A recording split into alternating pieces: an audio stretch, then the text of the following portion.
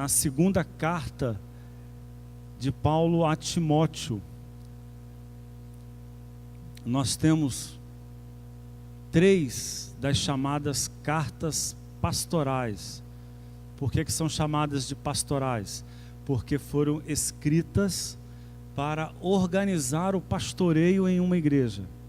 Foram escritas por Paulo para um pastor com a finalidade de ajudá-lo a administrar tensões eventuais na vida da igreja. São as 2 cartas a Timóteo e a carta a Tito. Timóteo pastoreava a igreja em Éfeso, amando, coordenado por Paulo. Foi Paulo que o enviou a Éfeso, e também foi Paulo que enviou Tito a Creta, salvo engano. E Paulo escreve essas cartas para colaborar, para ajudá-los a enfrentar os dilemas nos quais essas igrejas estavam imersas, né? Os conflitos, as tensões, os desafios, para enfrentar as ameaças que havia em torno dessas igrejas. Hoje a gente conversa em um pedacinho de uma dessas cartas, uma belíssima carta, a segunda carta a Timóteo, capítulo 3. Eu faço uma leitura a partir de uma tradução recente, a primeira tradução feita diretamente para a língua portuguesa, dos originais para a língua portuguesa, ou dos manuscritos mais antigos para a língua portuguesa. As demais traduções que nós tínhamos, elas todas passaram pelo alemão, pelo inglês, pelo francês, pelo latim. Essa passou, foi uma tradução feita diretamente para a língua portuguesa. Ela é recente, feita por um erudito chamado Frederico Lourenço. E eu quero abençoar vocês com esse texto, que é belíssimo, uma tradução lindíssima, e que ressalta com muita propriedade alguns detalhes do texto.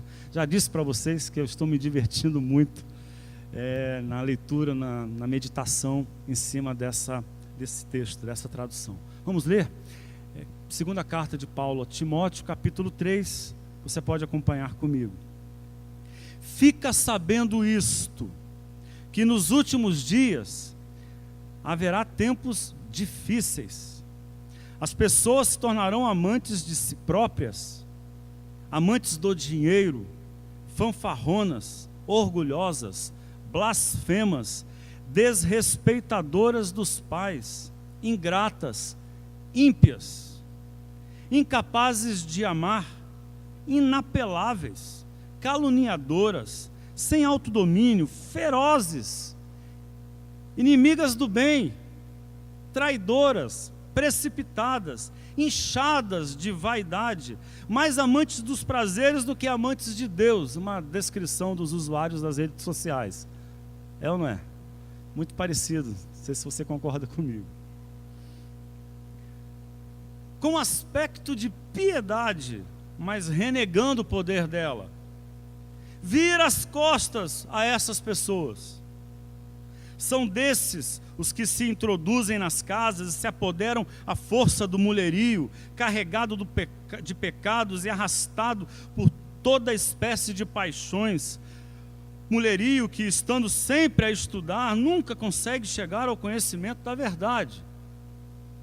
Do mesmo modo que Janes e Jambres se opuseram a Moisés, assim esses se opõem à verdade. São pessoas de mente corrupta, inapta para a fé, mas não chegarão longe, pois a sua loucura se tornará patente a todos, como aconteceu com a loucura daqueles, se referindo a Janes e Jambres, que pela primeira vez ganham um nome, né?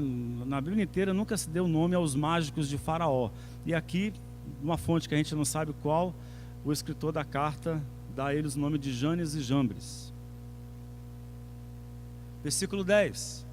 Mas tu seguiste de perto o meu ensinamento, o meu exemplo, o meu propósito, a minha fé, a minha paciência, o meu amor, a minha firmeza, nas perseguições e nos sofrimentos que me aconteceram em Antioquia, Icônio e Listra.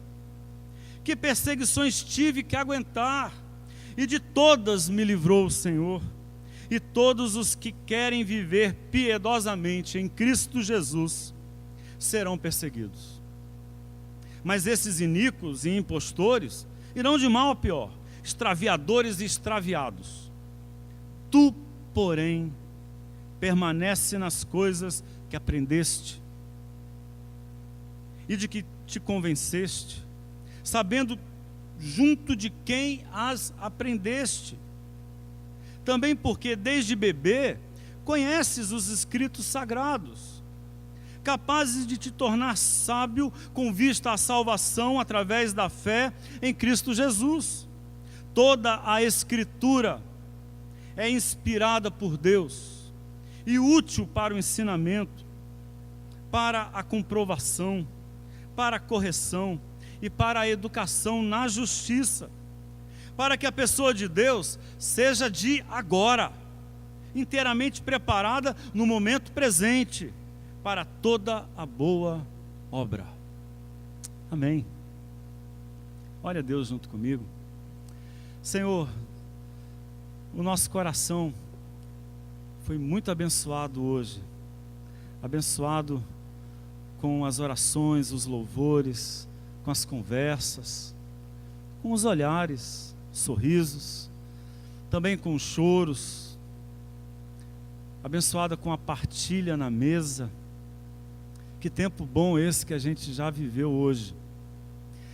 E nós reconhecemos que ainda cabe para a nossa saúde, ainda cabe, Deus, para a nossa fé, passarmos esse tempo meditando na Tua Palavra. Ajuda-nos a encher a mente de pensamentos bons, a produzir pensamentos, a chocar ideias que estão estacionadas, mas que às vezes mais nos atrapalham que nos ajudam, a desinstalá-las, a substituí-las talvez por ideias melhores. Ajuda-nos hoje, Senhor, que haja mudança se necessária, que haja novo fôlego se há cansaço entre nós, ó Deus, que haja do Senhor um sopro que inspire os nossos corações, em nome de Jesus, assim oramos, amém.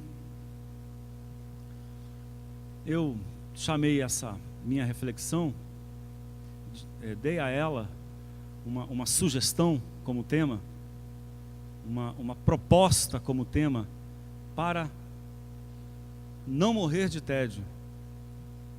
Para não morrer de tédio. E é claro que eu brinco com a ideia, né, porque a gente usa essa expressão, estou morrendo de fome, né, estou morrendo de dor, estou morrendo de saudade, né, esse tédio está de matar.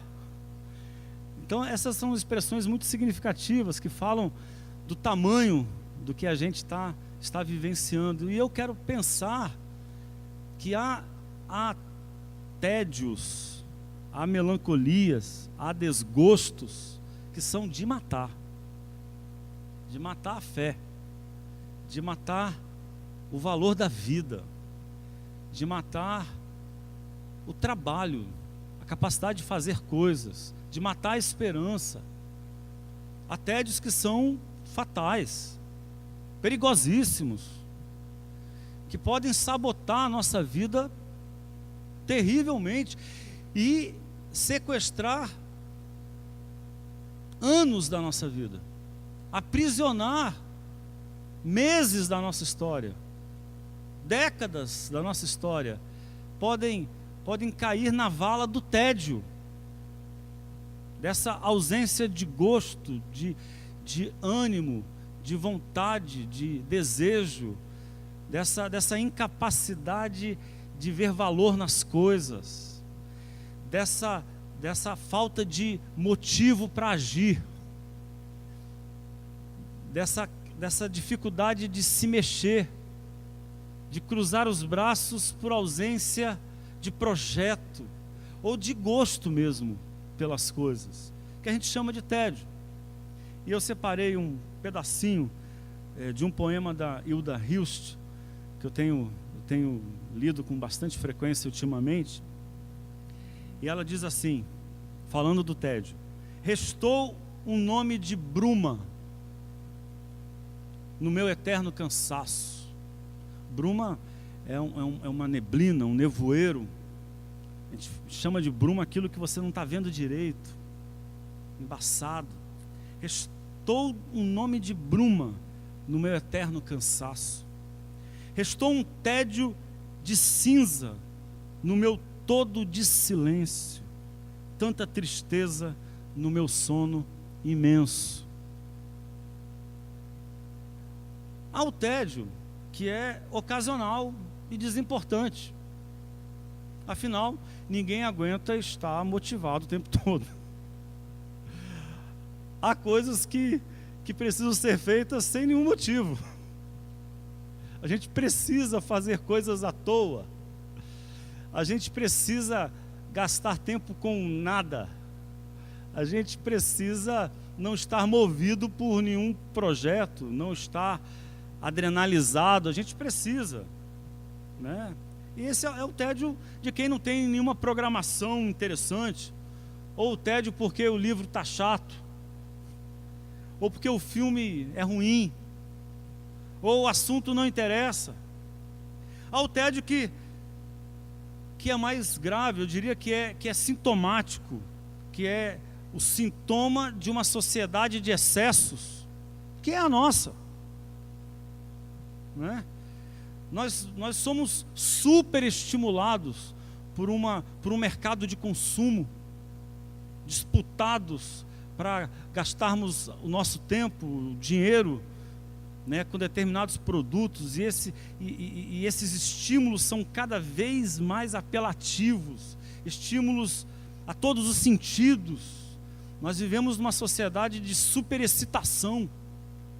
Nós estamos sempre sendo bombardeados por falas, por imagens que querem ganhar o nosso gosto e a nossa adesão.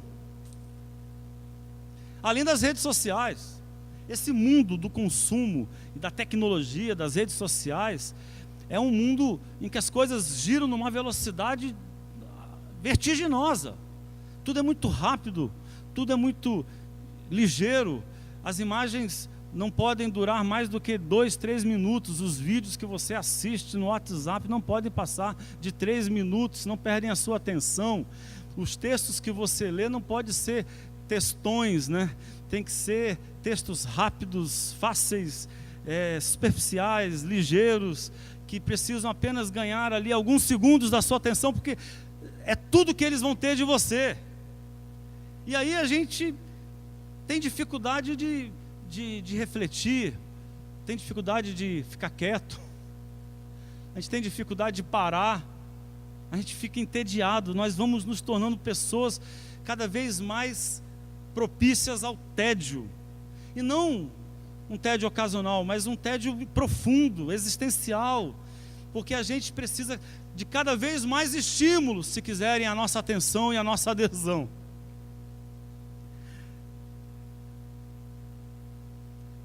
E eu diria que há o tédio profundo, ou ainda antes dele, um tédio específico. Você pode estar entediado, desculpa se eu me precipitei, mas você pode estar entediado com o trabalho, mas não com o restante da vida. Entediado com a igreja, mas a sua vida em outras áreas segue bem. Você pode estar entediado com o casamento, né? O tédio, ele faz parte da nossa existência, e eu chego já lá. Mas eu diria que há um tédio profundo. Talvez fosse desse tédio que a poetisa, a poeta Hilda Hilst estivesse falando. Um tédio profundo é uma condição existencial, em que a gente olha para a vida e diz: meu, isso não vale nada. A vida é banal.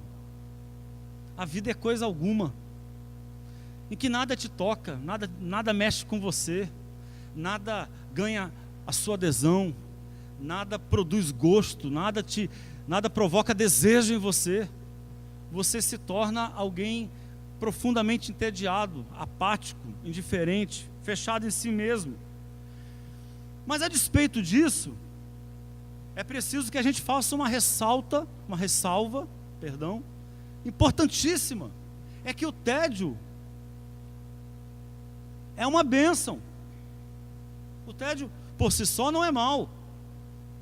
O tédio, ele pode ser uma experiência muito rica, uma boa experiência. O tédio, a princípio, ele é bom, eu diria que é até elogiável. É coisa de gente que amadureceu, e aí não é qualquer movimento que mexe com ela, e aí não é qualquer conversa, qualquer delírio que a convence, não é qualquer fantasia, não é qualquer argumentação fácil, não é qualquer eloquência, não é qualquer discurso carismático que tira ela do lugar. Ela cresceu, ela é mais consistente, ela é mais exigente, tem uma visão da vida mais realista, se livrou de fantasias, se livrou das ilusões, se livrou da empolgação ou do entusiasmo infantil que embarca em qualquer agitação, em qualquer movimento, em qualquer euforia. Não é qualquer coisa que acende o seu coração. Ela precisa de coisas mais consistentes, ela precisa de coisas que tenham o pé no chão, que tenham projetos que são duradouros. Por isso eu digo, o tédio pode ser a marca do amadurecimento, a marca de uma vida mais profunda, a marca de alguém que cresceu, alguém que melhorou, alguém que está melhor do que era antes. Chegar ao tédio pode ser inclusive uma libertação. Uma pessoa entediada pode ser sinônimo de uma pessoa livre. A descoberta de que a vida por si só não faz nenhum sentido é entediante. Mas se a vida não faz nenhum sentido, é preciso construí-la. Então esse tédio é bom. Ou de que a vida é banal e as grandes crenças são fantasias. Portanto, tornar a vida boa e bonita depende de pequenos gestos. Isso é bom. De que não há um script de vida ditando dos bastidores a sua história. Sendo assim, eu preciso me perguntar o que fazer, com quem eu me tornei. Se não tem ninguém ditando o que eu serei, sou eu que preciso me dar conta de que há algo que eu posso fazer com essa pessoa que eu sou. Ou descobrir que os projetos cósmicos não atravessam uma rua, quanto mais os oceanos. Logo, devo valorizar os projetos ao alcance da minha mão. Isso é bom, isso é libertador. Que nossos heróis são idealizações infantis, que estão em casa contando o vil metal, como canta Belchior. Se não há heróis, gente comum como eu é que pode fazer a vida mais graciosa. Então livrar-se do anseio por heróis é bom. Esse tédio é bom. Ele é o sinal de que você se tornou uma pessoa com uma vida mais consistente, com os pés no chão. E aí eu repito, chegar ao tédio, a princípio, é libertador, mas o tédio pode ser uma experiência de morte.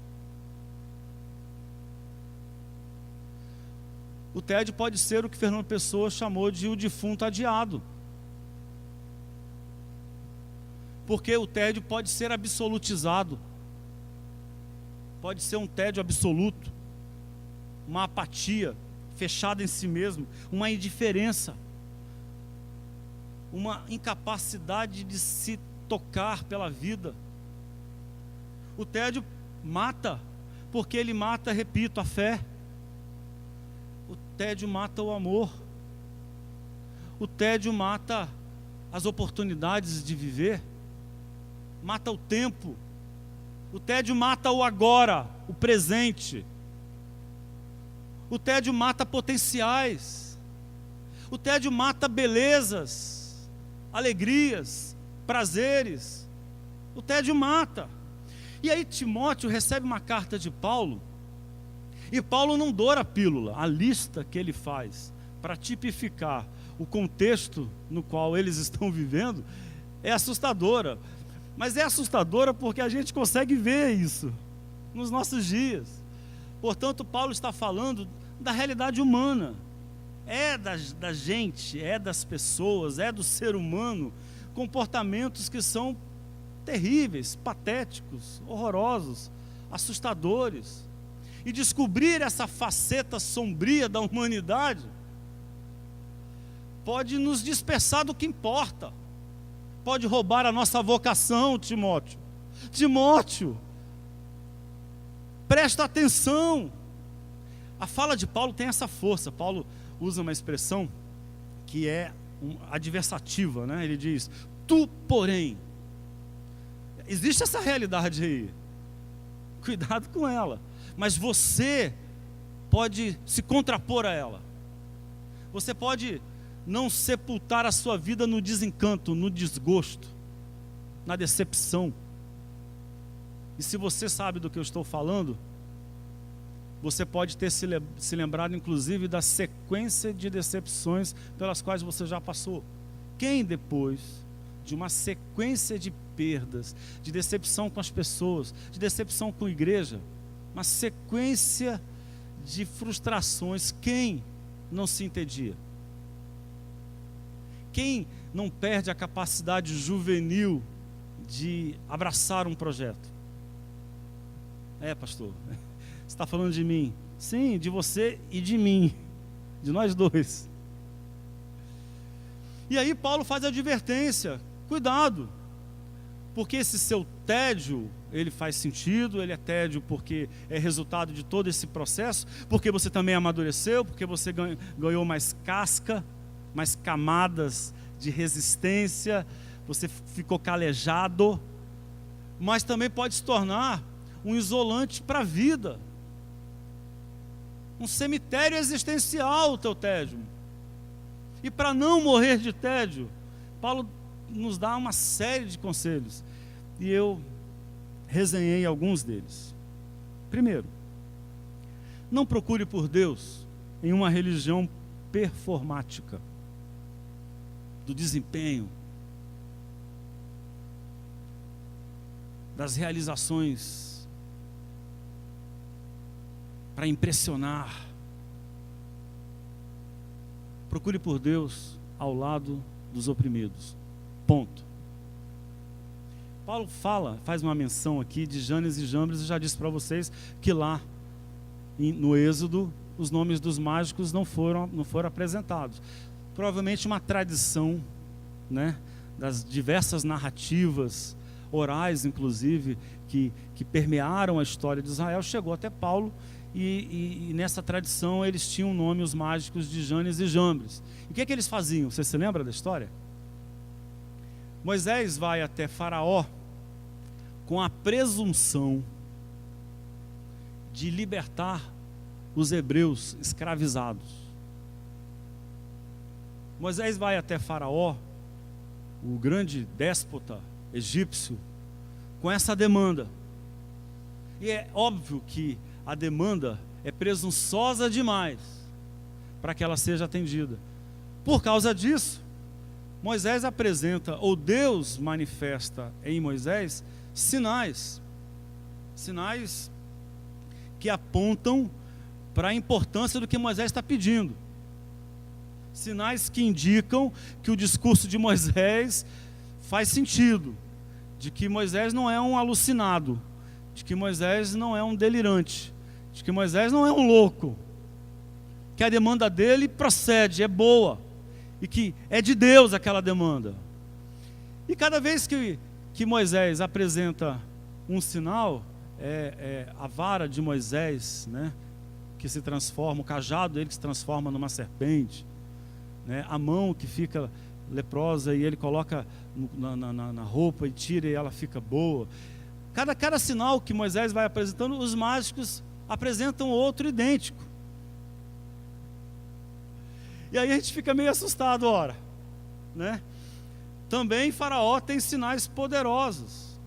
Mas a questão é que Faraó e os seus mágicos e os egípcios não estão enxergando que os sinais não são de um poder qualquer.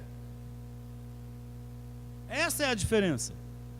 Os sinais de Moisés não são sinais de qualquer poder, não é poder em si mesmo, não é poder só para impressionar, não é uma queda de braço entre o Deus dos hebreus e os deuses egípcios, não é uma queda de braço entre a capacidade de Moisés de fazer aquilo que ele quer e a capacidade de Faraó de impor a sua vontade, é de outro poder, é do poder do amor.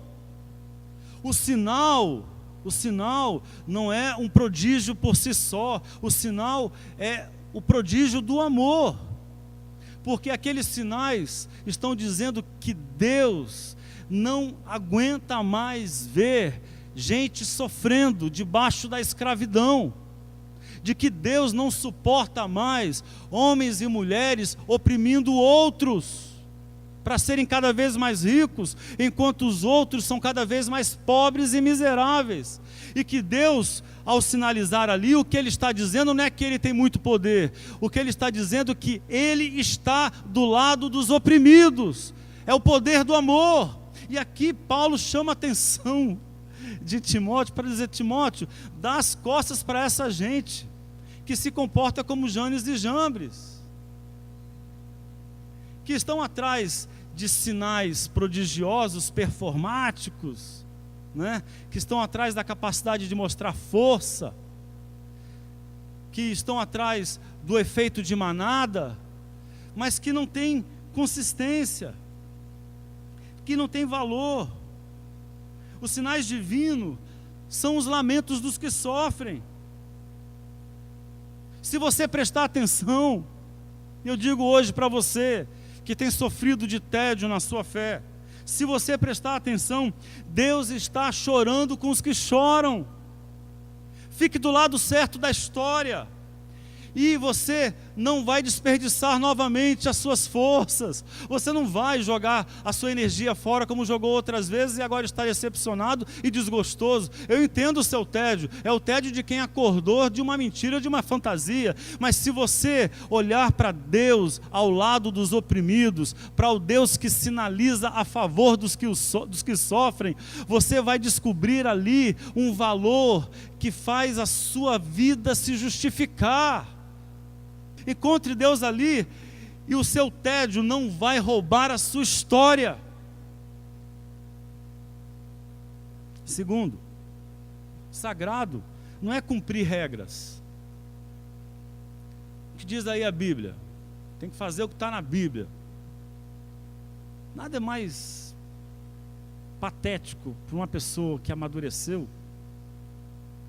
do que uma proposta infantilizadora como essa. O que está escrito aí? Faça o que está escrito. Porque a pessoa já descobriu que nem tudo que está escrito na Bíblia as pessoas fazem. Que elas selecionam as regras que são do seu interesse, né?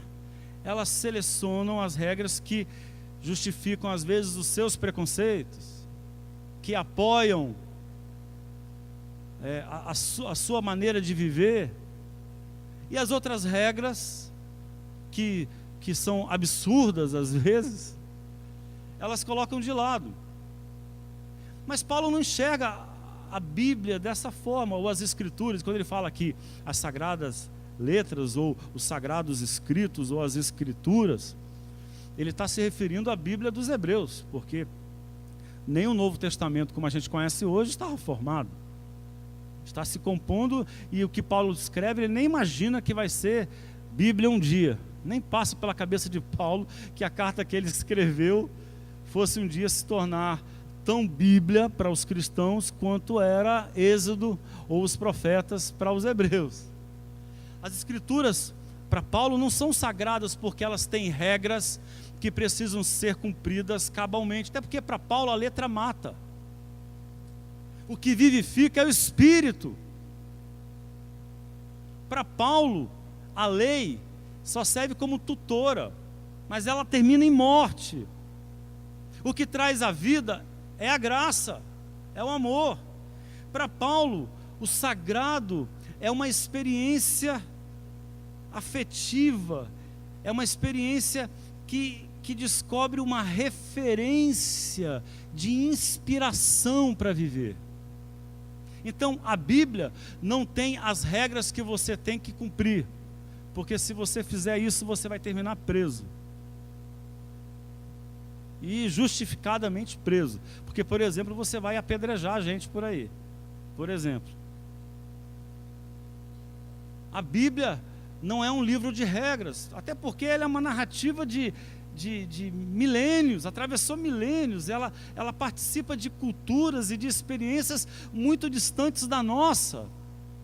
Não são as regras, mas essas narrativas, elas têm testemunho, essas narrativas, elas são encontros de Deus, do amor de Deus, com quem as experimentou e conosco, que nelas somos inspirados também. Olha o que diz Paulo para Timóteo: tu, porém, permanece nas coisas que aprendeste e de que te convenceste, sabendo junto de quem aprendeste. Também porque desde bebê conheces os escritos sagrados, capazes de te tornar sábio com vista à salvação através da fé em Cristo Jesus. O sagrado não é uma ideia de perfeição ou de constrangimento, que às vezes é o que a gente pensa.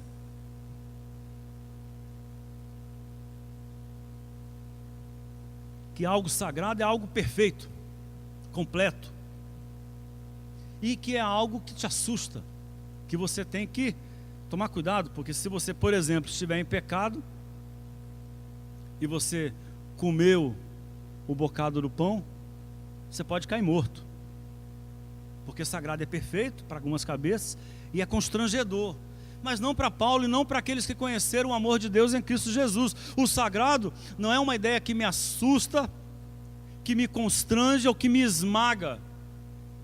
O sagrado é uma referência, é um lugar de encontro ao qual eu volto para buscar a inspiração original.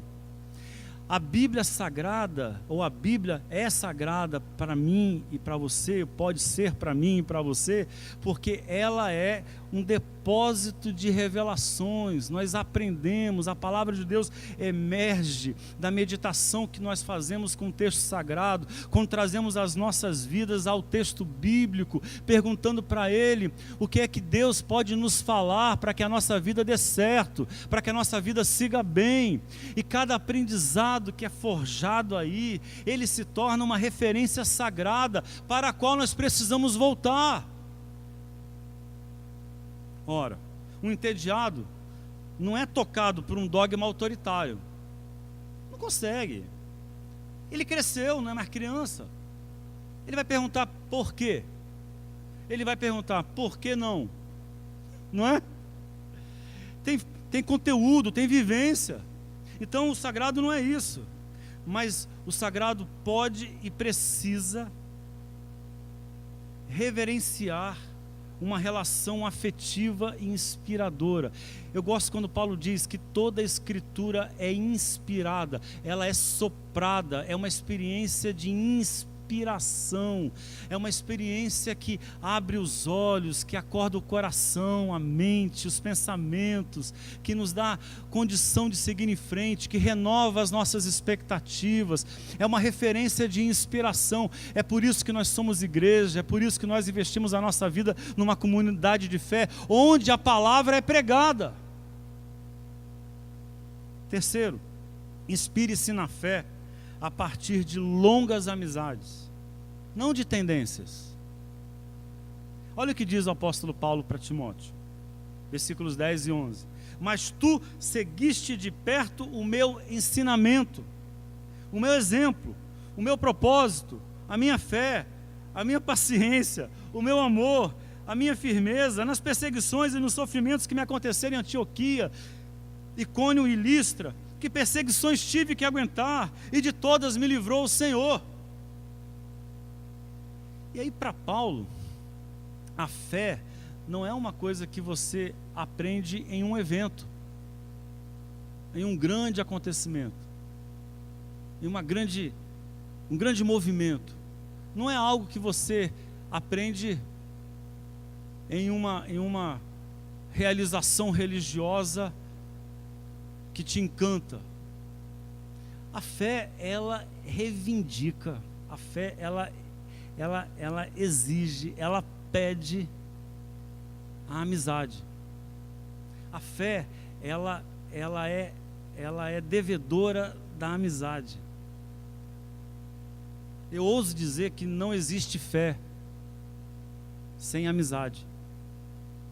Da mesma forma que não existe você dizer, eu amo a Deus, mas odeio o seu irmão. João disse que você é mentiroso. Eu ouso dizer que fé sem amizades longas, duradouras, pacientes. As relações da amizade não pedem isso da gente. Que a gente, às vezes, engula um sapo. Várias vezes. O pessoal não diz que é para comer uma saca de sal junto. Paulo fala disso. Timóteo, você tem uma fé que não aconteceu do nada. Que não é a flor roxa que nasce no coração do trouxa. Você tem uma fé que você aprendeu de perto. Aprendeu quando eu estava no sufoco.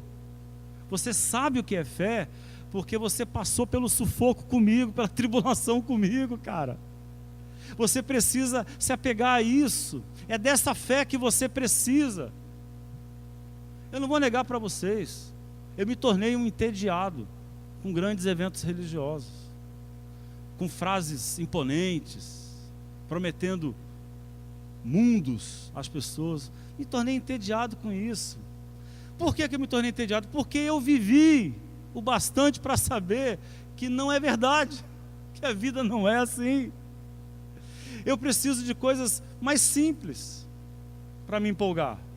Eu preciso de relações mais profundas para acreditar que vou seguir bem pela vida. Foi o padre Antônio Vieira, e a gente ouviu recentemente o pastor Ricardo Gondim fazer uma referência a essa percepção do Antônio Vieira. O padre Antônio Vieira, que no sermão em que ele aborda as tentações de Jesus no deserto, tem uma percepção que é brilhante. E uma delas, quando Satanás diz que, quando diz o texto, diz a narrativa que Satanás levou Jesus para o alto de uma montanha e num relance, num instante, fez ele ver todos os reinos do mundo e a sua glória e o seu poder. Aí o padre Antônio Vieira diz, sabe por quê que foi num relance que Jesus viu toda a glória e o poder do mundo? Porque a glória e o poder do mundo só são convincentes num relance. Se você parar para prestar atenção, você vai descobrir que é cinza, que é poeira, que é nada, que é vão. Que glória e poder do mundo é coisa nenhuma, é bruma, não tem consistência. Se você parar no dia a dia, se você gastar tempo, você vai ver que esses projetos de conquista, que esses projetos imponentes, que o efeito de manada não leva a lugar nenhum. Uma tendência, ela tem essa força. Ela só tem, inclusive, a força de uma tendência é só essa. Ela só é tendência porque ela é um movimento do instante. No dia seguinte, todos esquecem. É a modinha. É o hit que todo mundo canta, mas que daqui a algum tempo desaparece, some. Pois aí Paulo diz, olha, você não tem que seguir esse caminho do efeito de manada. Se você quer uma fé que não é sequestrada pelo tédio, que não se esfarela no tédio, que não vira poeira no tédio, se você quer essa fé, aprenda essa fé em relações de amizade longas, duradouras. São elas que vão te ensinar a crer. É por isso que Paulo diz que a fé vem pelo ouvir e ouvir a palavra de Deus. Fé é coisa de quem dá ouvido para o outro, quem gasta tempo com pessoas. E finalmente, faça do seu tédio a libertação para viver o instante. Olha o que diz, versículo 17, o último do capítulo 3. Para que a pessoa de Deus seja de agora. É para isso. inteiramente preparado no momento presente para toda a boa obra. É muito curiosa essa percepção de que Paulo fale de um preparo espiritual que deságua, que termina, que culmina no agora, no instante. Eu diria que, novamente, o entediado é alguém que já viveu muito, criou calo, já viu muito pastor, já ouviu muita pastora, testemunho de poder nem se fala, já viu muito testemunheiro profissional nessa vida. E aí quando olha para trás e pergunta, cadê os testemunheiros? Estão mais perdidos do que cego em tiroteio. Criou calo, diz, não é nada disso, esse pessoal veio aqui, e eu, maravilha, glória a Deus. Quando eu olhei para trás, os caras estavam mais perdidos do que eu. Então o que eles falaram foi fantasioso, foi um delírio, ficou calejado. E aí Paulo diz, olha, se você colocar os seus olhos em todas as desilusões, em todos os desprazeres, em todos os desgostos que você já enfrentou na sua vida, se você colocar os seus olhos no futuro, com tudo que você tem para fazer, você não vai dar conta. O tédio vai vencer você. Faça diferente. Assuma essa sua experiência de descobrir tudo que eu estou te mostrando, Timóteo. E eu sei que foi uma desilusão que eu provoquei na sua vida. Eu não dourei a pílula, eu disse exatamente o que é. Eu descrevi o cenário com a maior crueza possível. Não foi crueldade que eu disse, foi de maneira crua, o que é. Mas ao invés de você se fechar nesse desgosto e no tédio, olhe para o seu tédio como uma libertação. Como quem desistiu dos grandes projetos. Tá, eu já passei por isso. O que eu posso fazer agora? Esse instante, não o desperdice. Ele é breve, ele é momentâneo, é tudo que você tem na mão. E talvez o seu tédio seja a libertação que você precisava para não se gastar com projetos cósmicos, mas se gastar com projetos que cabem no agora, nesse instante. Entre nele, coloque os seus pés no tempo presente. Não deixe o futuro com seu gigantismo assustador, ou o passado com todas as suas condenações, sentenças e decepções esmagarem o seu coração. Liberte-se disso.